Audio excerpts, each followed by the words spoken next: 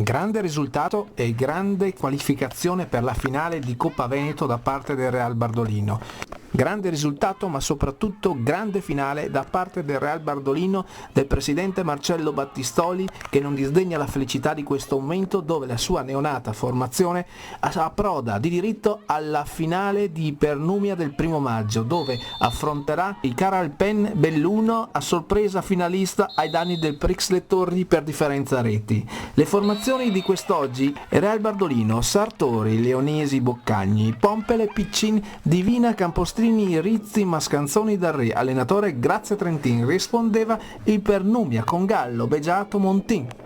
Scarso, Bianchini, Bertoli, Vinci, Favaro, Manin, Pela, Guglielmo, allenatore Boetto, arbitro Daibach della sezione di Verona. Non è comunque un pesce da aprire, non un logico ed aspettato risultato di una formazione storica che da anni calca i campi di calcio di tutta Italia, ma la felice realtà di una giovane, anche se il nome Bardolino richiama vittoria raffica nel passato, realtà sportiva che in nemmeno un anno di storia è prima nel proprio girone FC femminile, con la promozione a portata di mano, ma soprattutto da oggi è anche finalista della Coppa Veneto di categoria. Un grande risultato, quello maturato tra le mura amiche del Belvedere di Calmasino, frutto di una cavalcata vincente iniziata a settembre con il pari contro l'Hellas Monteforte. Successivamente l'ufficialità del passaggio di turno e la conseguente qualificazione alla fase di finale è giunta con l'assonante vittoria per 4-1 contro il San Martino.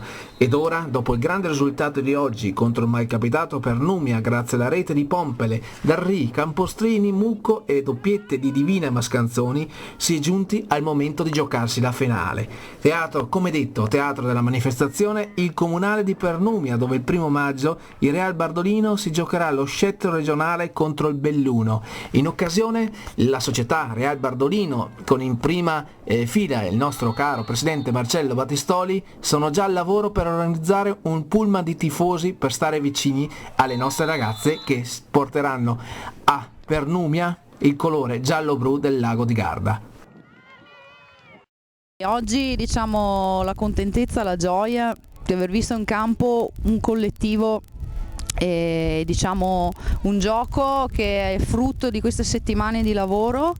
e direi finalmente un fraseggio, una sicurezza che era quello che si cercava dalla prima settimana con le ragazze. La soddisfazione enorme e poi vedremo il 1° maggio cosa succederà, non sappiamo ancora chi incontreremo,